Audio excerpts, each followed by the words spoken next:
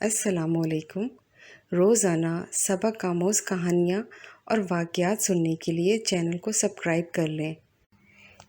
مزمل جب 8 سال کا تھا تو اس کے ابو کا انتقال ہو گیا۔ بوڑھی ماں اور ایک چھوٹی بہن کی ذمہ داری اس کے کندھوں پر آ گئی۔ اس کا کوئی قریبی رشتہ دار بھی نہیں تھا جو ان کی کفالت کر سکے۔ اسی وجہ سے مزمل نے اپنی تعلیم ادھوری چھوڑ دی اور چھوٹی سی عمر میں محنت مزدوری کر کے اپنے گھر کا خرچ چلانے لگا۔ مزمل ایک نہایت شریف اور نیک لڑکا تھا۔ وہ ہر مشکل وقت میں اپنے پڑوسیوں کے کام آتا، گھر میں اپنی بوڑھی ماں کی خدمت کرتا رہتا تھا۔ دوسری طرف وہ اپنی تعلیم چھوٹ جانے کی وجہ سے بہت افسردہ اور حالات کے آگے مجبور تھا۔ پھر بھی وہ ہر وقت صبر و شکر سے کام لیتا تھا۔ ایسے سخت اور کٹھن حالات میں بھی وہ خدا کی رحمت سے مایوس نہیں تھا۔ اسے امید تھی کہ ایک دن خدا کے فضل و کرم سے ان کے حالات ضرور بدلیں گے۔ مزمل نے محنت میں کبھی آر محسوس نہیں کی۔ یہی وجہ تھی کہ وہ چھوٹا بڑا کام نہایت خوشی سے کر لیتا تھا۔ وہ صبح سویرے پالش کا چھوٹا سا بکس اٹھائے شہر کے مشہور چوک پر جاتا اور پورا دن لوگوں کے بوٹ پالش کرتا۔ اس طرح وہ اتنے پیسے کما لیتا تھا جس سے اس کے گھر کا خرچ پورا ہو جاتا تھا۔ شام کو جب تھکا ہارا واپس آتا تھا تب وہ اپنی ماں کی دعائیں لیتا، جس سے اس کے پورے دن کی تھکن دور ہو جاتی تھی، اور روکھی سوکھی کھا کر خدا کا شکر ادا کرتا تھا۔ غربت کے باوجود مزمل اپنی حیثیت کے مطابق غریب اور نادر لوگوں کی مدد کرتا رہتا تھا۔ آج مزمل کے پاس گاہکوں کا بڑا رش تھا کہ اچانک ایک کار اس کے پاس آ کر رکی۔ ایک سیٹھ کار میں سے اترا اور سیدھا مزمل کے پاس آ گیا۔ لڑکے، جلدی سے میرے بوٹ پالش کر دو۔ مزمل نے بھی جلدی جلدی اس کے بوٹ چمکا دیے تو سیٹھ نے بٹوے میں سے رقم نکال کر مزمل کے ہاتھ میں دینے کے بجائے نیچے زمین پر پھینک دی اور بڑے غرور سے بولا، لڑکے اٹھاؤ اپنی مزدوری۔ مزمل نے بڑے اعتماد سے کہا، سیٹھ صاحب، میں نیچے پھینکی ہوئی چیزیں نہیں اٹھاتا۔ اگر مزدوری دینی ہے تو عزت سے میرے ہاتھ میں کیوں نہیں دیتے؟ شاید آپ نے یہ حدیث نہیں سنی کہ مزدور خدا کا دوست ہوتا ہے۔ سیٹھ صاحب، ہماری بھی عزت ہے۔ کیا ہوا جو ہم غریب ہیں؟ کل اگر وقت اور حالات نے آپ کو بھی غریب بنا دیا تو سوچیں آپ یہ رویہ برداشت کر سکیں گے؟ مزمل کہتا گیا اور وہ سیٹھ خاموشی سے سنتا گیا۔ سیٹھ کو اپنی غلطی کا احساس ہو گیا تھا۔ اس نے وہ رقم زمین سے اٹھائی اور مزمل کو دیتے ہوئے کہا، بیٹا، تم نے مجھے غلطی کا احساس دلایا، اس لیے میں تمہارا شکر گزار ہوں اور اپنے اس رویے کی معافی مانگتا ہوں۔ مجھے امید ہے کہ خدا بھی مجھے معاف کر دے گا۔ میں اب کبھی غرور اور تکبر نہیں کروں گا۔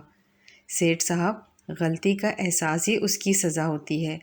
اللہ آپ کو معاف فرمائے۔ یہ کہہ کر مزمل نے اس سے پیسے لیے اور اپنے کام میں لگ گیا۔ گزرتے وقت کے ساتھ ساتھ مزمل کو اپنی بہن گڑیا کی تعلیم اور والدہ کی گرتی ہوئی صحت کے بارے میں کافی فکر ہونے لگی تھی۔ اب تو اس نے رات کو بھی کام پر جانا شروع کر دیا تھا، لیکن ان کے حالات نہیں بدلے۔ ایک دن مزمل کے پاس ایک اجنبی شخص آیا۔ وہ کافی جلدی میں دکھائی دے رہا تھا۔ اس نے مزمل سے کہا، بیٹا جلدی سے میرے بوٹ پالش کر دو۔ مزمل نے بھی دیر نہیں لگائی اور جلدی سے بوٹ پالش کر کے اس کو دے دیے۔ اس اجنبی نے جب اپنی جیب میں ہاتھ ڈالا تو صرف کریڈٹ کارڈ نکلا۔ نوٹ بھی 1500 روپے کے تھے۔ بیٹا، اس وقت تو میرے پاس چھوٹے نوٹ نہیں ہیں اور میں جلدی میں ہوں۔ تم ایسا کرو، یہ پرانا پرائز بانڈ رکھ لو۔ میری تو قسمت میں شاید انعام نہیں ہے، البتہ اگر تمہارا نصیب اچھا ہوا تو یہ ضرور نکلے گا۔ اس اجنبی شخص نے جب وہ انعامی بانڈ مزمل کے حوالے کرنا چاہا تو مزمل نے وہ لینے سے انکار کرتے ہوئے کہا، کوئی بات نہیں صاحب جی، آپ اگلی مرتبہ پیسے دے دیجیے گا۔ وہ اجنبی بولا، بیٹا، میں اس شہر میں اجنبی ہوں اور اپنا ضروری کام نمٹا کے واپس اپنے شہر چلا جاؤں گا، اس لیے یہ انعامی بانڈ میں اپنی رضامندی سے آپ کو دے رہا ہوں۔ آپ اسے میری طرف سے تحفہ سمجھ کر رکھ لو۔ اس اجنبی کے بے حد اصرار پر مزمل نے وہ پرائز بانڈ اپنے پاس رکھ لیا اور تھوڑی دیر بعد وہ اجنبی بھیڑ میں کہیں غائب ہو گیا۔ وقت تیزی سے گزرتا گیا۔ ایک دن مزمل حسب معمول اپنے کام میں مصروف تھا کہ ایک اخبار فروش کی آواز اس کے کانوں سے ٹکرائی۔ انعامی بانڈ کا رزلٹ آ گیا ہے۔ تب مزمل کو خیال آیا کہ اس کے پاس بھی تو ایک انعامی بانڈ پڑا ہے۔ اس نے وہ انعامی بانڈ اپنے پالش والے باکس سے نکالا اور اخبار فروش سے کہا، بھائی مہربانی کر کے یہ میرا نمبر چیک کر دو۔ اخبار فروش نے اس سے انعامی بانڈ لیا اور اس کا نمبر اخبار میں تلاش کرنے لگا، اور پھر وہ زور سے چلایا، مبارک ہو، مبارک ہو، تمہارا 50 لاکھ روپے کا انعام نکلا ہے۔ یہ سنتے ہی مزمل کا چہرہ خوشی سے کھل اٹھا۔ اس نے خدا کا شکر ادا کیا۔ وہ سیدھا اپنے گھر گیا۔ جب اپنی ماں اور بہن کو یہ خوشخبری سنائی تو وہ بھی بہت خوش ہوئیں۔ آج مزمل کا شمار شہر کے چند مالدار لوگوں میں ہوتا ہے۔ اس نے جوتے بنانے کی فیکٹری قائم کر لی تھی، جہاں سے پورے ملک میں مال بھیجا جاتا تھا۔ اس کی والدہ کا علاج شہر کے ایک اچھے ہاسپٹل میں ہو رہا تھا۔ اس کی بہن کی اعلیٰ تعلیم حاصل کر کے وہ فلاحی اسپتال میں بطور ڈاکٹر کام کر رہی تھی۔ مزمل نے بھی گریجویشن کر لیا تھا۔ گاڑی، بنگلہ، نوکر چاکر، غرض خدا نے ہر نعمت سے نوازا تھا۔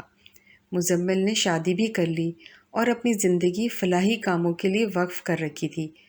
اس نے یتیم اور غریب بچوں کے لیے اسکول اور ہاسٹل بھی کھول رکھے تھے، جہاں انہیں مفت تعلیم و تربیت کے ساتھ رہنے کی جگہ بھی دی جاتی تھی۔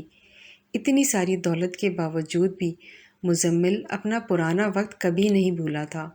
وہ رات کو روزانہ اپنا پرانا پالش والا باکس کھول کر دیکھتا تھا، جو ابھی تک اس نے سنبھال کر رکھا ہوا تھا۔ پھر کسی سوچ میں ڈوب جاتا تھا اور آبدیدہ ہو کر خدا کا شکر ادا کرتا تھا۔